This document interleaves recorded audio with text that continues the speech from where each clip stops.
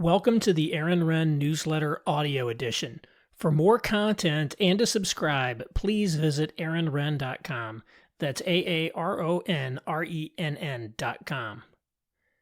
Newsletter number 81, The Problems with Servant Leadership, originally published on October 16, 2023.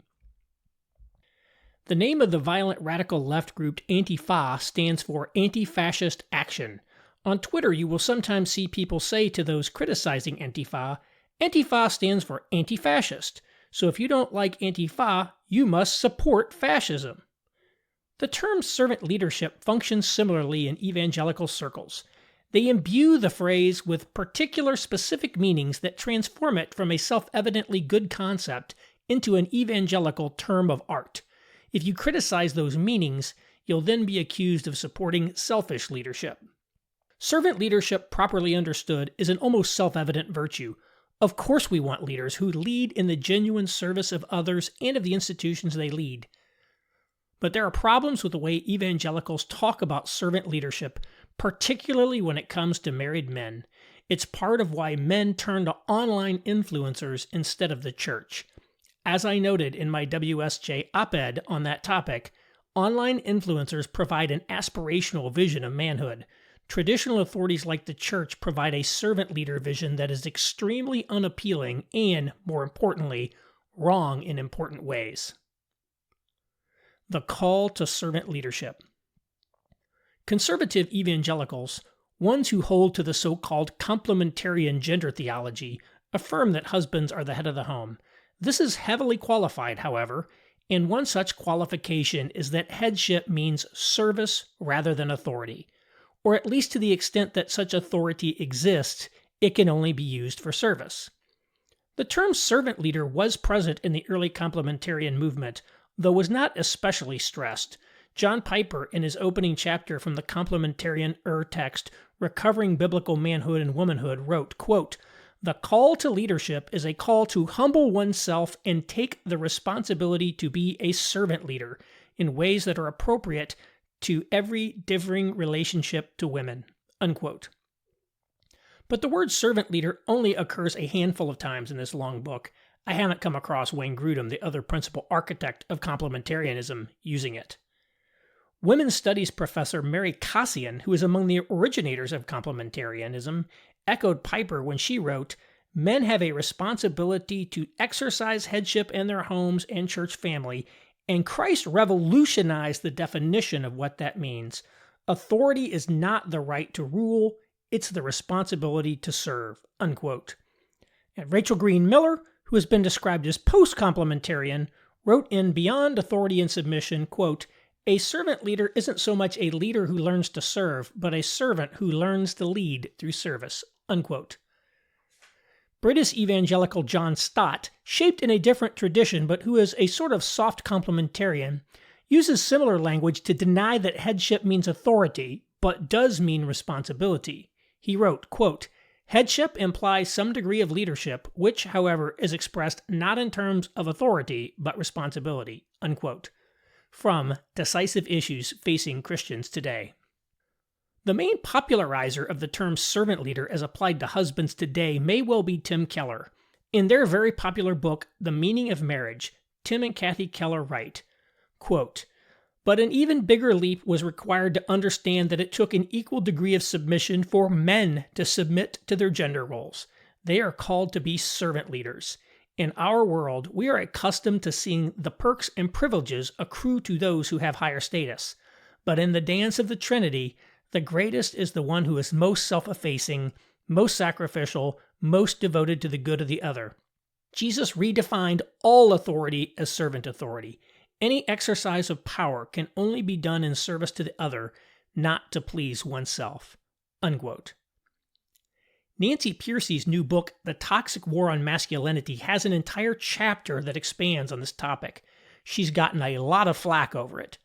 But while I think it's fair to say she probably draws from some egalitarian, that is, Christian feminist-leaning material, she's basically only summing up what conservative evangelicals actually do teach. Here's just one short passage. Quote, "For example, a man attending a non-denominational church said, Being the head doesn't mean that you're a ruler or something. It's more of a responsibility. A middle-aged charismatic man said, I have learned that being the head, as you say, is really being a servant because you got to swallow hard and put somebody else first. A Presbyterian woman said a biblical concept of headship actually makes his burden even heavier because he is also supposed to be the kind of man that can hear his wife's needs, that can be there for his wife, that can respect his wife, and that's a big responsibility. James Dobson, founder of Focus on the Family, explains that when a man gets married, he stops living for his own ambitions and instead channels his energies into supporting his families. He discovered a sense of pride, yes, masculine pride, because he is needed by his wife and family.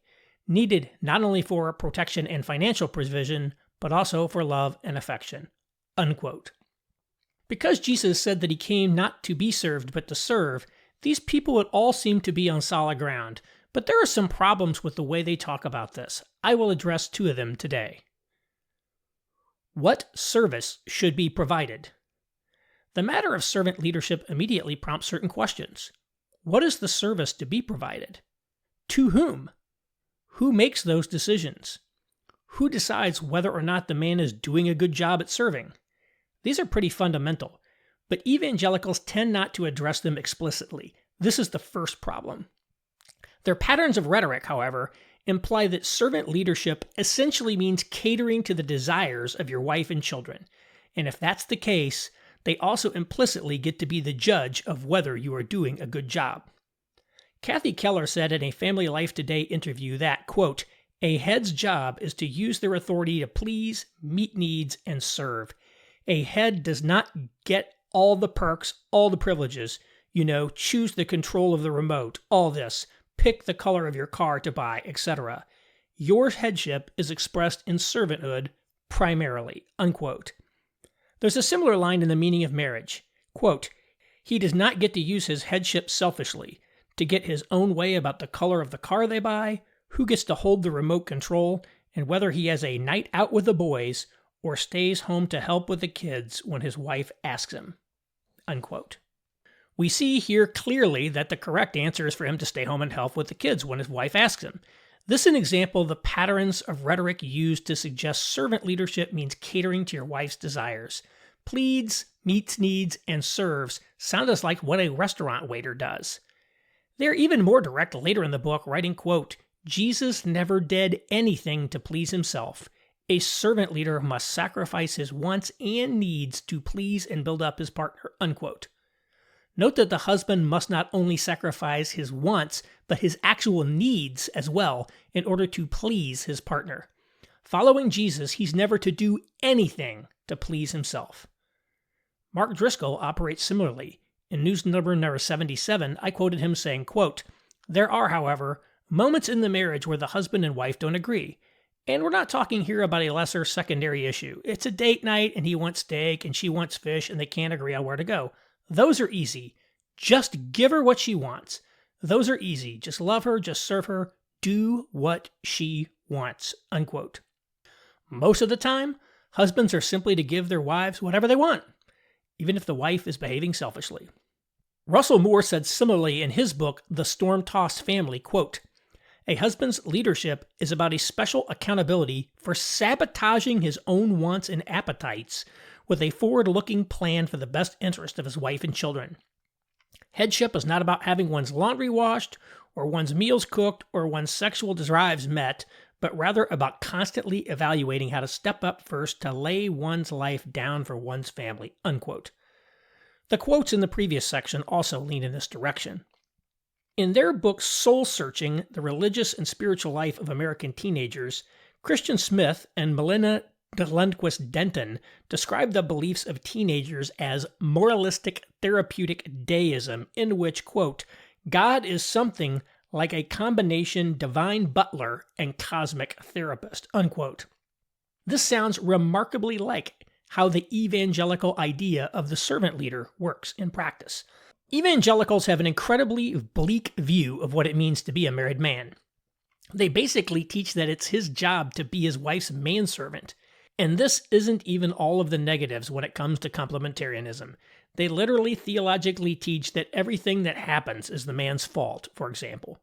Going back to my WSJ op-ed, I contrast this vision of masculinity with that on offer from online men's influencers, saying, quote, "Many influencers offer teenage boys an aspirational vision of manhood. Some, like Mr. Peterson, say men are important for the sake of others, but present it as part of a heroic vision of masculinity in which men flourish as well. You have some vital role to play in the unfolding destiny of the world," he writes in 12 Rules for Life, his 2018 bestseller. "You are therefore morally obliged to take care of yourself." Traditional authorities, especially in Protestant churches, talk about men being servant leaders, but reduce that primarily to self-sacrifice and serving others. Pastors preach sermons wondering why men have so much energy left at the end of the day, or saying men shouldn't have time for hobbies. No wonder young men tune them out. Unquote. Justifying this type of servant leadership. Of course, if the Bible says something, we have to do it even if we don't like it. So let's take a look at that. Where do they get this idea of service? One common illustration for why husbands are called to be servant leaders of this type is the foot washing episode in the upper room. Again, from the Keller's Meaning of Marriage, quote, "In John 13, 1-17, Jesus, on the night before his death, famously washed his disciples' feet, both showing and teaching them how he was defining authority and headship. He said, 'Do you understand what I have done for you? You call me teacher and Lord, and rightly so, for that is what I am. Now that I, your Lord and teacher, have washed your feet, you should also wash one another's feet. I have set you an example that you should do as I have done for you. I tell you the truth, no servant is greater than his master.' The master has just made himself into a servant who has washed his disciples' feet, thus demonstrating in the most dramatic way that authority and leadership mean that you become the servant. You die to self in order to love and serve the others." Unquote. John Piper also refers to this, writing, quote, "Leaders are to be servants in sacrificially caring for the souls of their people. This does not make them less than leaders, as we see in the words obey and submit. Jesus was no less the leader of his disciples when he was on his knees washing their feet than when he was giving them the Great Commission." Unquote. Yet in this very passage, Peter initially refuses to allow Jesus to wash his feet, saying, "Never shall you wash my feet." It was only when he was told that if he did not allow Jesus to wash his feet, then you have no part with me, that he relented. We learn two things from that. First, Jesus did not always allow other people to determine the manner in which he served them. He made that decision. Secondly, some people don't want to allow Jesus to serve them the way that he chooses to, and by doing so, they are in rebellion against him. We see this again with Peter in another passage. The context of Christ saying he came to serve was specifically regarding the crucifixion. He said, "The Son of Man did not come to be served, but to serve, and to give his life a ransom for many." But when Jesus told his disciples he was going to be killed, what did Peter say? "God forbid it, Lord, this shall never happen to you." To which Jesus responded, "Get behind me, Satan. You are a stumbling block to me, for you are not setting your mind on God's interests, but man's." Again, we see that Jesus' followers don't get to define how he serves them, and that they can be in rebellion against him by arguing against the service he wants to provide. I don't see these parallels being made with regards to marriage in the church. There are many other things Jesus also said. He told people to keep his commandments. Jesus frequently issued commands. He allowed Peter's mother-in-law to serve him after healing her. He also said, "For I have come down from heaven not to do my own will, but the will of him who sent me." This provides another lens to see Jesus' role on earth, namely mission. And of course, if the Father was in authority over the Son dwelling in the flesh with us, then the fact that the Father sent him to die horribly on our behalf is yet another lens on authority. Indeed, we see that even today, fathers send their sons to die in battle in defense of the nation, something hard to square with the evangelical servant leader idea.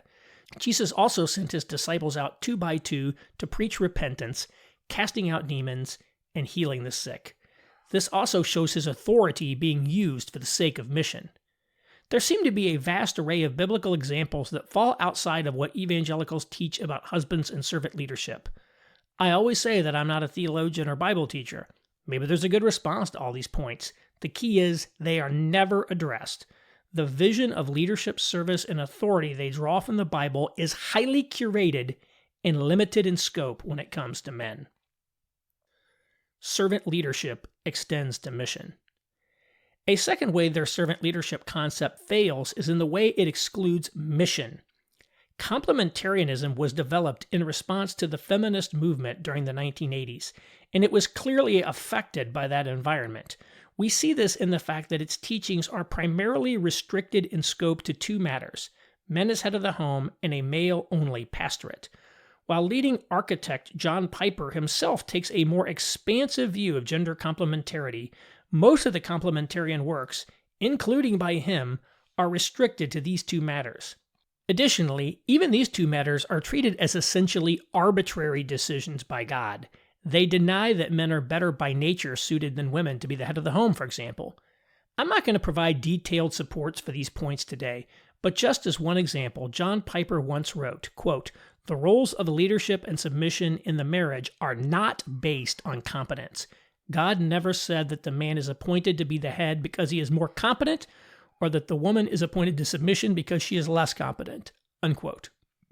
While saying that men and women are different, complementarians are typically vague and unspecific about what they mean by that, unless it involves making a negative statement about male qualities or a positive statement about female ones. The practical implication of this is that their definition of gender gets limited solely to relationships with the opposite sex, with a particular focus on the role of pastor or husband-wife. John Piper defines biblical masculinity this way in Recovering Biblical Manhood and Womanhood. Quote, "At the heart of mature masculinity is a sense of benevolent responsibility to lead, provide for, and protect women in ways appropriate to a man's differing relationships." At the heart of. This phrase signals that the definitions are not exhaustive. There is more to masculinity and femininity, but not less. We believe this is at the heart of what true manhood means, even if there is a mystery to our complementary existence that we will never exhaust. Unquote. While acknowledging there's more to manhood, this defines masculinity exclusively in terms of relationships to women, dramatically restricting the scope of masculine vocation. In light of this definition, it becomes clear why they implicitly define servant leadership as catering to the desires of a man's wife and children. Their conception of manhood is limited only to this domain. This leads to the false dichotomy pattern I've written about elsewhere. The meaning of marriage says, quote, "The husband's authority, like the son's over us, is never used to please himself, but only to serve the interest of his wife. Headship does not mean a husband simply makes all the decisions, nor does it mean he gets his way in every disagreement. Why? Jesus never did anything to please himself. A servant leader must sacrifice his wants and needs to please and build up his partner." Unquote. We see here a false choice presented between pleasing himself and serving the interests of his wife. Again, Russell Moore spoke similarly, saying, quote, "Headship is not about having one's laundry washed or one's meals cooked or one's sexual drives met, but rather about constantly evaluating how to step up first to lay one's life down for one's family." Unquote. There again, this false choice between naked selfishness and sacrificing for wife and children. There are actually many possible other choices available. I've asked before, but when Tim Keller made the choice to go to New York and start Redeemer Presbyterian Church, was he pleasing himself or serving the interests of his wife? Obviously neither. He did it for the sake of mission, and despite his wife's belief that moving to New York was a bad idea. In fact, they use this story in the book as their example of what headship should look like.